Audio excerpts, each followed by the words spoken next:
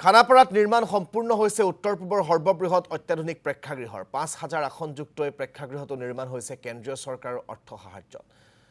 ১৮১.৩০ কোটি টকা ব্যয় সাপেক্ষে নিৰ্মাণ হোৱা এই জ্যোতি বিষ্ণু প্ৰেক্ষাগৃহ ২৯ ডিচেম্বৰত ৰাইজৰ বাবে উৎসৰ্গা কৰিব কেন্দ্ৰীয় গৃহমন্ত্ৰী অমিত শ্বাহে আমি সেই জ্যোতি বিষ্ণু প্ৰেক্ষাগৃহৰ দৃশ্যাংশ দেখুৱাইছো একেলগে ৫,০০০ ব্যক্তিয়ে বহিব পৰাৰ ব্যৱস্থা আছে এই জ্যোতি বিষ্ণু প্ৰেক্ষাগৃহত ইতিমধ্যে মুখ্যমন্ত্ৰীয়ে কিছু সময় পূৰ্বে ফেচবুক লাইভ যোগে সেই জ্যোতি বিষ্ণু প্ৰেক্ষাগৃহৰ গোটেই পৰিৱেশটো অসমবাসী ৰাইজৰ আগত দাঙি ধৰিছে যিকোনো এটা অডিটৰিয়াম নিৰ্মাণ কৰিব হলে আমাক গাড়ী ৰখাবৰ কাৰণে কাৰ পাৰ্কিং লাগে আৰু এই অডিটৰিয়ামটোত আটাইতকৈ ডাঙৰ কথা যে ইয়াত আমি নিৰ্মাণ কৰিছো 450খন গাড়ী ৰাখিব পৰা এখন ধুনীয়া বহুখলপীয়া মাল্টি লেভেল কাৰ পাৰ্কিং মই তালৈকে আপোনালোকক লৈ নাযাওঁ মাত্ৰ আপোনালোকে চাব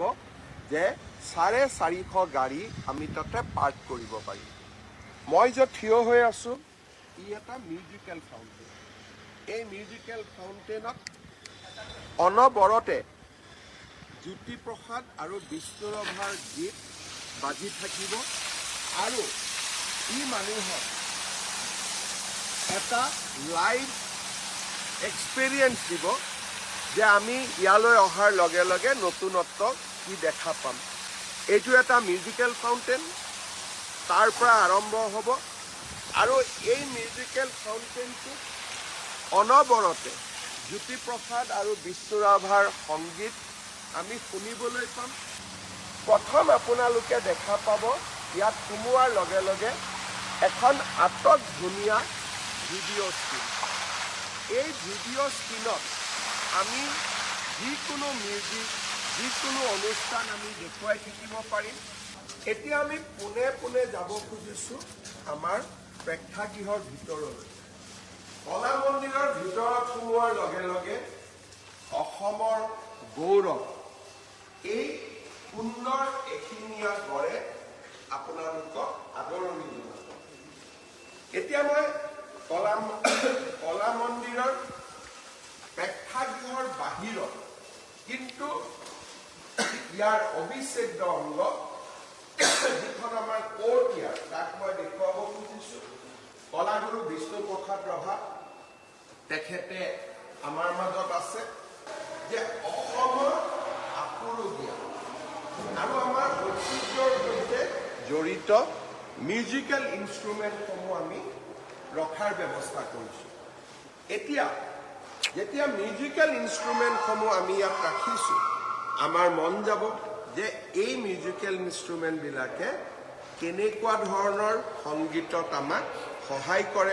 আমি আপোনালোকক সেই উত্তৰ-পূবৰ সৰ্ববৃহৎ অত্যাধুনিক প্ৰেক্ষাগৃহটোৰ পৰিৱেশ মুখ্যমন্ত্ৰীগৰাকীয়ে অসমবাসী ৰাইজক আগত যি ধৰণে দাঙি ধৰিছিল সেই ফেচবুক লাইভটো আপোনালোকক কিয়দাংশ দেখুৱালোঁ এইবাৰ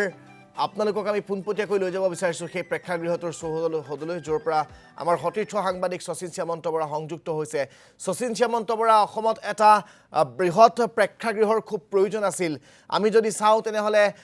GMCHৰ যিটো প্ৰেক্ষাগৃহ সেইটোৱে গুৱাহাটীৰ ভিতৰত এটা ডাঙৰ প্ৰেক্ষাগৃহ আছিল আৰু বাকী কলাক্ষেত্ৰৰ প্ৰেক্ষাগৃহকেইটা আছিল কিন্তু সকলো অভাৱ পূৰণ কৰি এতিয়া ৫,০০০ লোকে একেলগে বহিব পৰা সেই অত্যাধুনিক প্ৰেক্ষাগৃহটো সাজু হৈছে গোটেই পৰিৱেশটো দেখুৱাওক জ্যোতি বিষ্ণু প্ৰেক্ষাগৃহৰ পৰা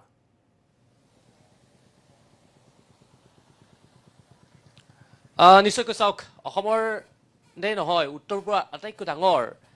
এইটো প্ৰেক্ষাগৃহ হৈছে জ্যোতি বিষ্ণু প্ৰেক্ষাগৃহ য'ৰ আসনৰ সংখ্যা হৈছে প্ৰায় ৫,০০০ আসন যুক্ত এই জ্যোতি বিষ্ণু প্ৰেক্ষাগৃহ কালিলৈৰ দিনটোত দেশৰ গৃহমন্ত্ৰীগৰাকী আহি এই প্ৰেক্ষাগৃহটো শুভ উন্মোচন কৰিব আমি পৰিৱেশটো এবাৰ দেখুৱাবলৈ যত্ন কৰিছোঁ এইটোৱে হৈছে সেই জ্যোতি বিষ্ণু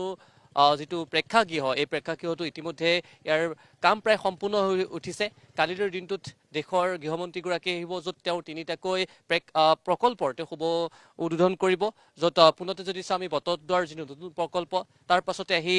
আৰক্ষী আয়ুক্তৰ যিটো নতুন কাৰ্যালয় আছে খানাপাৰাত আৰু তাৰ পাছতে বিয়লিৰ ভাগত এই জ্যোতি বিষ্ণু যিটো প্ৰেক্ষাগৃহ এই প্ৰেক্ষাগৃহটো শুভ উদ্বোধন কৰিব দেশৰ গৃহমন্ত্ৰীগৰাকীয়ে ইতিমধ্যে আমি দেখুৱাইছোঁ দৃশ্যাংশসমূহ এনেদৰে বৰ্তমান সময়ত খুব সুন্দৰকৈ সজাই পৰাই তোলা হৈছে আৰু এইটোৱে হৈছে উত্তৰ-পূবৰ আটাইতকৈ ডাঙৰ য'ত ৫,০০০ আসন আসনযুক্ত